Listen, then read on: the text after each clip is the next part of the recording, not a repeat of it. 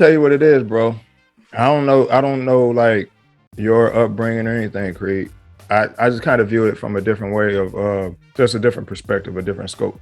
Like I watched how my mom deal with shit and watched how my dad deal with shit.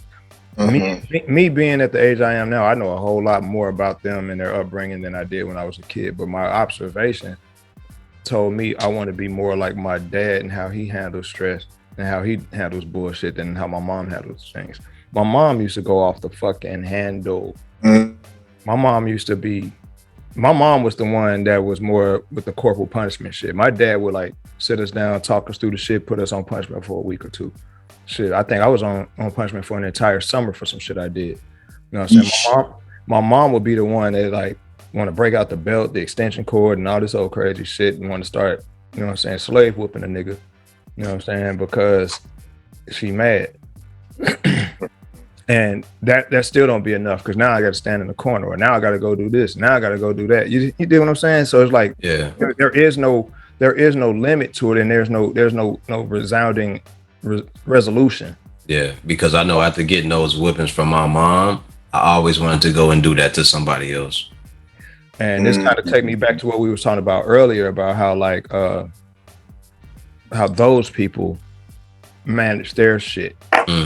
You see what I'm saying? It's like I feel like what it is for me, like I got a temper on me, but I learned how to kind of like quell it. I learned how to put everything in proper perspective and manage things in a certain way. I know how to communicate. Yep. You know what I'm saying? I'm an active listener. I listen well because I don't want to ever be, I've never been in a situation because of this where I've misconstrued somebody's words for something else and it affected me emotionally.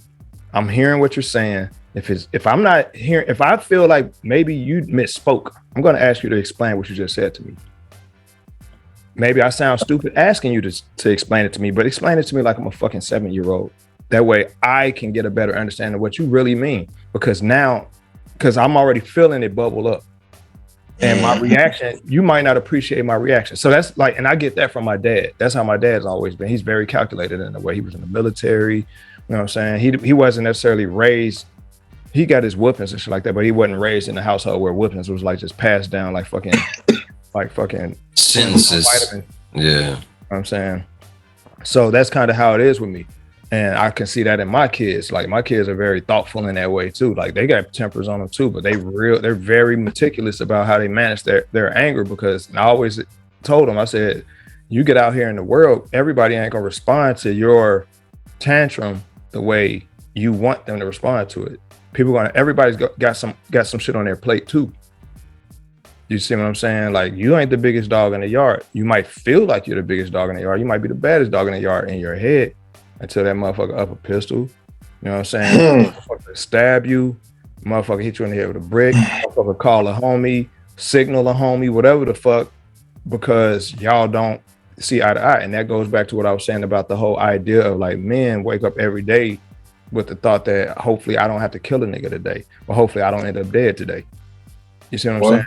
That goes back to like just on the topic of trauma. When we're dealing with like all our past issues, we walk around with that shit, that baggage. Our generation, especially being Gen X and millennial, we don't necessarily have the tools in place as like the new kids. A lot of these kids are real smart when it comes to their trauma triggers and shit like that. They talk about that shit. They openly discuss it. That's why they sound so fucking emotional to us. We can't relate to it because they're openly discussing shit that we would normally keep to ourselves. Yeah. And that's the difference. They're actually saying something. I don't feel good about that. I don't like the way you talk to me. And that's kind of what cancel culture is rooted in. Definitely. Definitely. Say it again, Six. I said cancel culture is rooted in them being vocal about their trauma triggers and shit like that. You see what I'm saying? Like it's a lot of that shit. It's like motherfuckers who have family members who was okay, like family members who was given the green light to whoop you. Family members who was given the green light to do whatever. And you don't even know they was given this fucking authorization. You just know that this family member is allowed to do it, and boom, here we go. Now this motherfucker going above and beyond because you ain't they kid. You did what I'm saying? So they gonna do more to you than they would do to somebody else or their own child because you got, you know what I'm saying, you ain't their child. It's just a lot of that shit. Like I could think back like when I was growing up in the 80s and shit, in the Auburn, Gresham, and Inglewood neighborhoods, and seeing how families interacting and how a lot of that shit kind of spill over into the way we move today. We celebrate a lot of dumb shit because of our traumas. Yeah. We kind of like we demonize anything that don't even necessarily even need to be demonized strictly because it's a foreign concept to us because we can't relate to it. Even something that's good, we use a bad term for it. Dude, we don't even want nobody, like our generation is the generation, our generation and the generation before us is the generations that don't accept criticism well. We don't like any type of feedback. We don't want anybody to give us any type of feedback, any type of positive, negative, anything. We can't take it. And immediately we go into defense. Like, what the fuck you talking about, nigga? Who the fuck you talking to? You know what I'm saying? We go right for it.